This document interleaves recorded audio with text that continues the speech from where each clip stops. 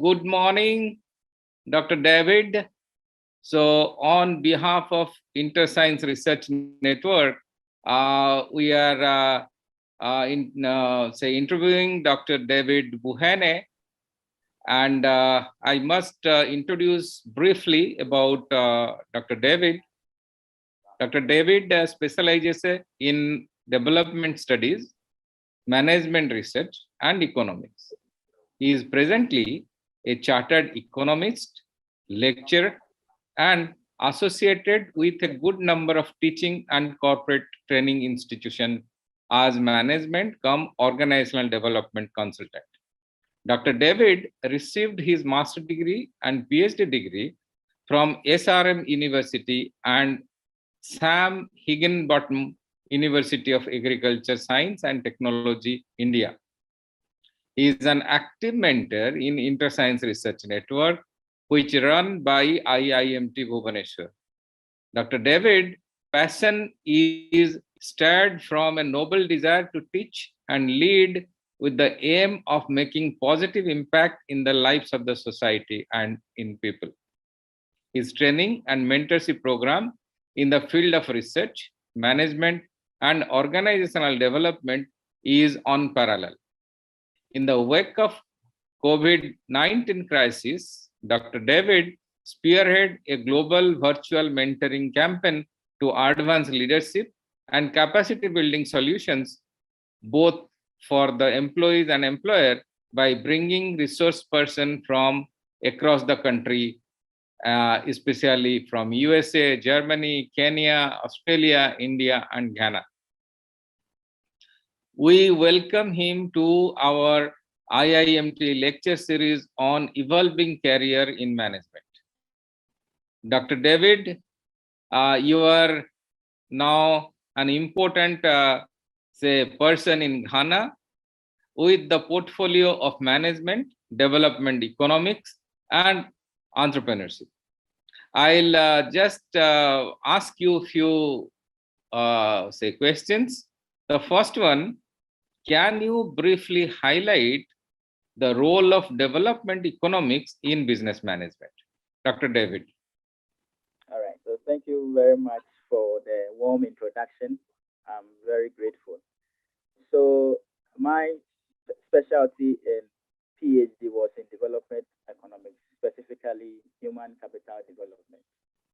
So development economics, when we talk about development economics, it's referring to a branch of economics whose goal is to improve upon the economic and social conditions of developing economies, so to speak.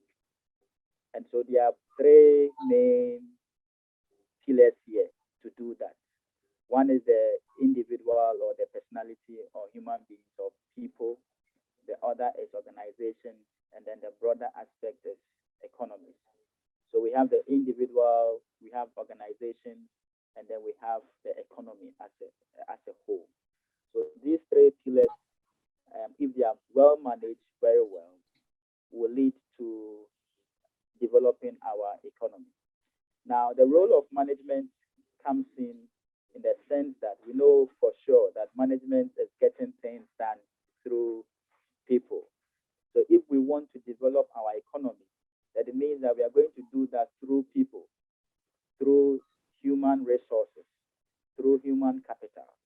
And so for us to be able to do that, we have to invest in human resources. And then not only investing in human resources, we have to know how to manage the human resource so that they will be able to give a greater output, or they'll be efficient in improving organizations.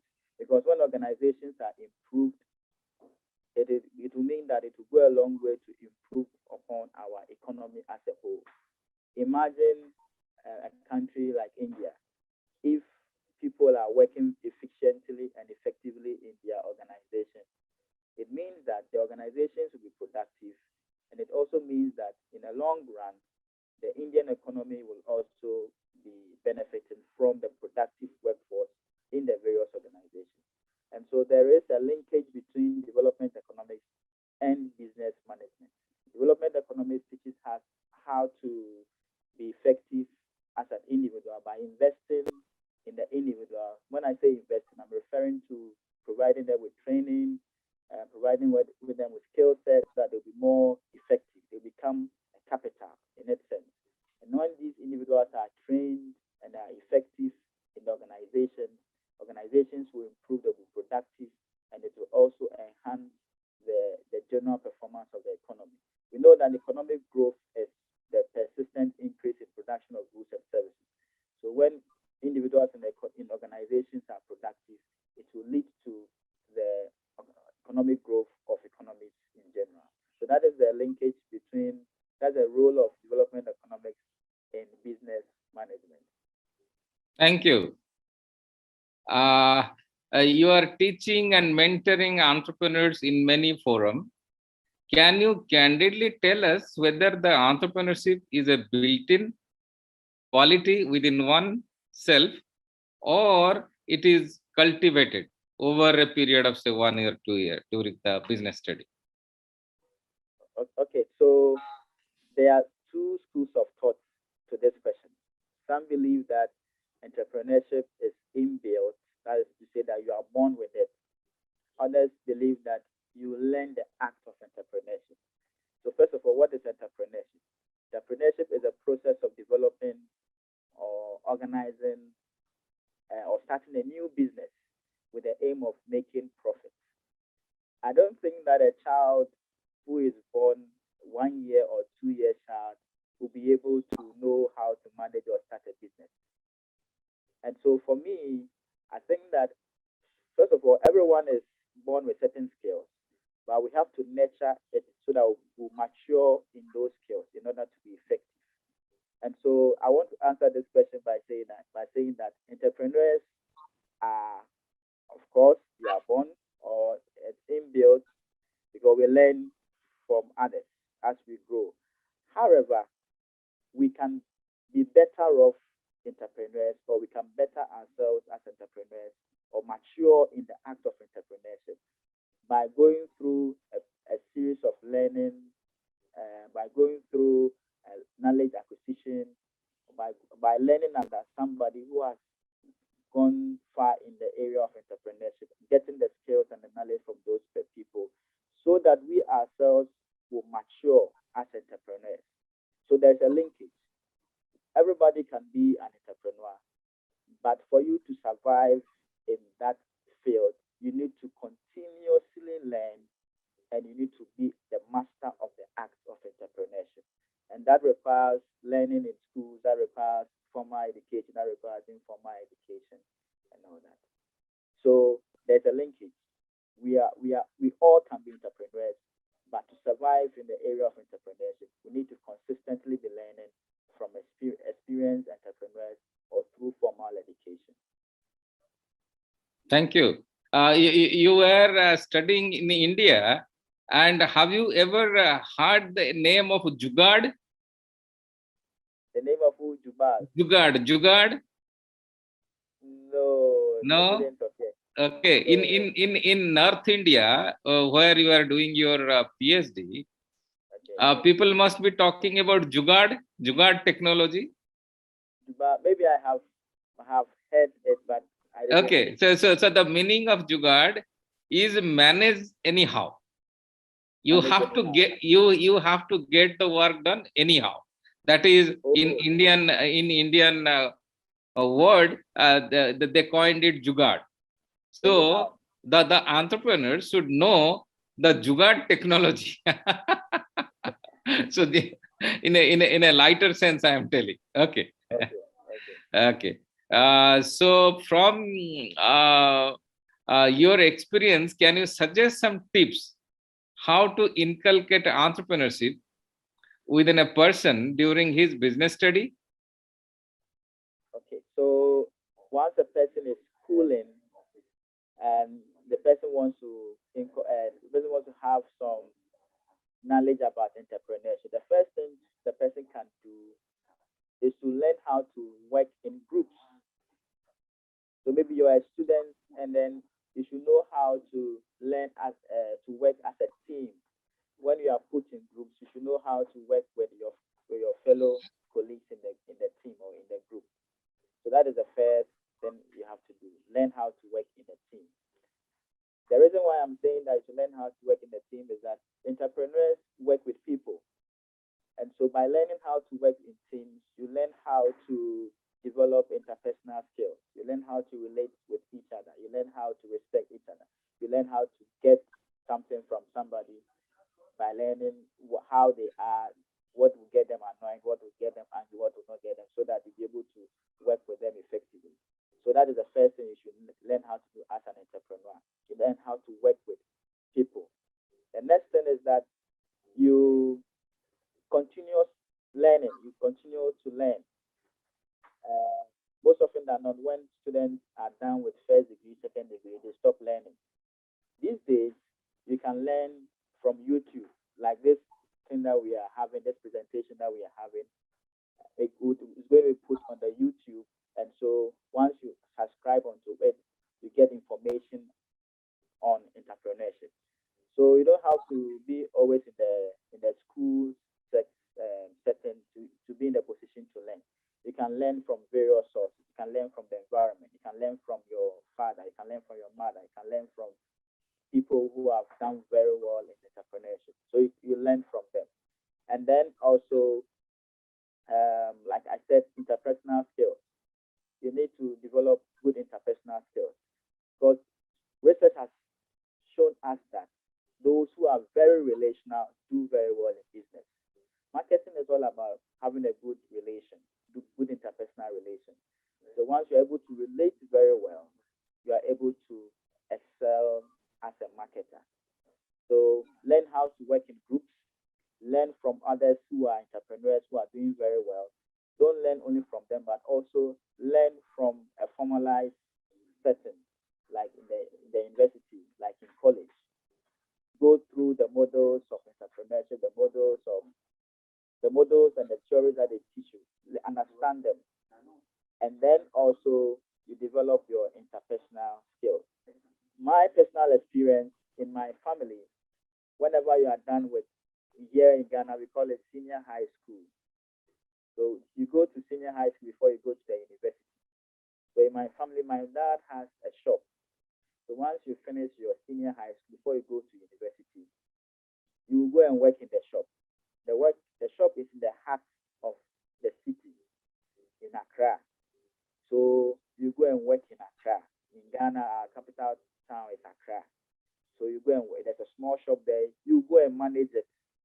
So all his sons, once they are done with senior high school, they will go and manage that shop. He will not stay in the shop. He will only give you instructions in the morning, or he will only give you instructions in the week. So you have to manage the shop and then account to him at the end of the week. So by so doing, we learn the skills of entrepreneurship. And some of us are having their own businesses. My elder brother is having his own business. Fine, he is into um, microfinance. He has his own microfinance. Another elder brother is also managing his own company.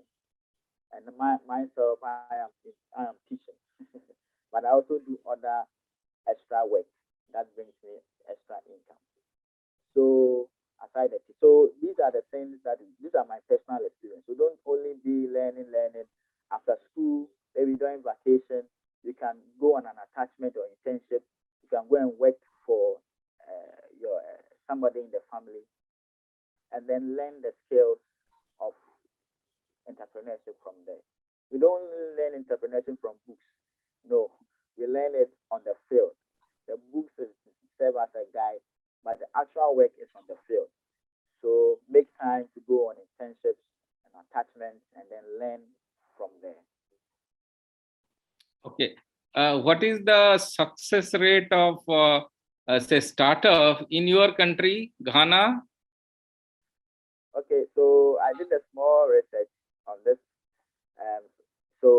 With it is said that usually about 70 to 90% startups fail. They fail after setting up their own business. They are not able to excel after 2, 3 years. Their businesses collapse, and there are reasons to that. One of them is that here in our part of the world, we don't have what we call the enabling environment, the resources, the the system to help you thrive as a young business. And then also, in developing countries, most of our items, products are imported from overseas. We even import from India. Most of your people in India are constructing our roads. They are into real estate. They are doing retailing. Most of them are here. They are in Ghana here. Oh, So yeah, most of them are oh, here. Even where I stay, I have some Indians staying. I think four houses to me. They are into mining. They are doing some mining activity in Ghana. So there is a lot of competition, so to speak, by saying that there's a lot of competition from the products that are imported. So if you are starting as a young entrepreneur, you need to be resilient. You need to uh, learn how to go work under pressure. Having in mind that there are a lot of competition out there. And then, yeah, so these are some of the reasons that account for the failure of startups. And then also to add, you don't just get up and then sell any product. Your product or your service should be in demand. So in economics, we say that demand creates supply. so According which is your number one institute for business management in your country? number one institute. Number one institute? Okay, so we have University of Ghana, Lagos. Pardon? University of What? Ghana. Okay, okay. So they make the student ready for startup. Yes, they make the students ready. Okay. So what will be your advice to the aspirant who want to join MBA or business management program Okay, so as a career? as a A career. general advice to the student who are aspirant for management or business as a career. Okay, so my advice for them is that before they start the program, they should know why they are going to do the program.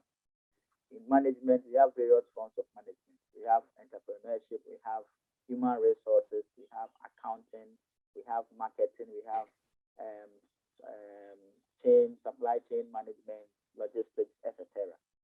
So they should know why they are going into it. They should have an idea of what they want to be, which area in management they want to focus on.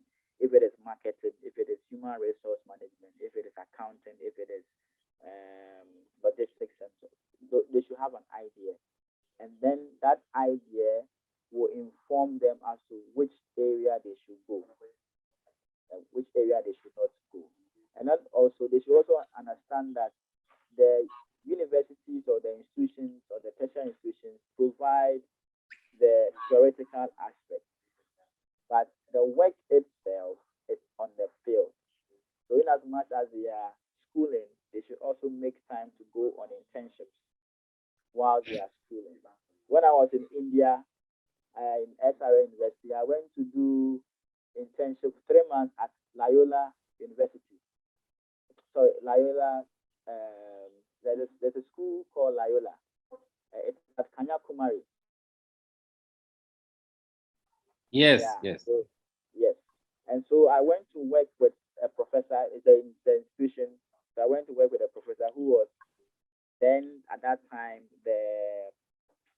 he was the exam controller of exam, Professor Satish. So he taught me some of the things, how the Indians organize their exams and all that. So when I came to Ghana, I also helped. I assisted the controller of exams. So some of the things I learned was also introduced into the university. So if I had not gone for the internship, I would not have learned that. For instance, I learned that somebody will set the question, somebody will mark, and then somebody will prepare the course outline, and then the marking is done centralized. You don't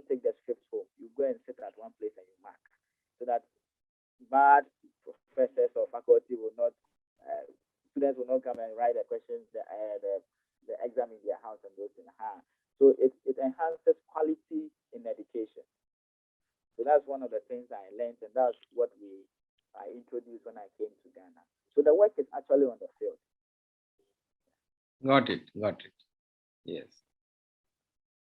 Thank you. Thank you for a very open conversation with us about the entrepreneurship, your teaching, and about your country, and about your say comment about India. So thank you, Dr. David.